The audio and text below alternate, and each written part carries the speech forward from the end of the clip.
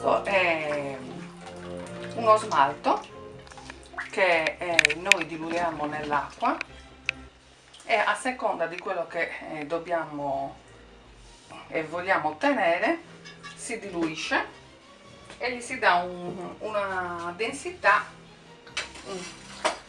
più o meno grossa. Allora noi usiamo diciamo uno smalto molto corposo, in modo che così la smaltatura sia bella di un certo spessore e si possa incidere, perché questo vaso va fatto con la tecnica del graffito e quindi incidendo dobbiamo trovare un certo spessore. Adesso sto pulendo il pezzo, sto togliendo le diverse gocce che sono rimaste dello smalto come questo.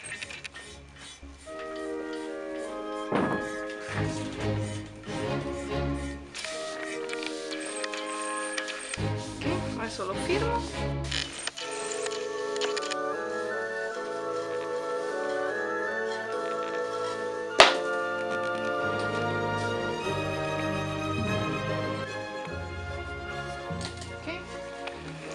Adesso uso la mascherina per centrare bene il disegno e la grandezza. Queste ovviamente ce le facciamo noi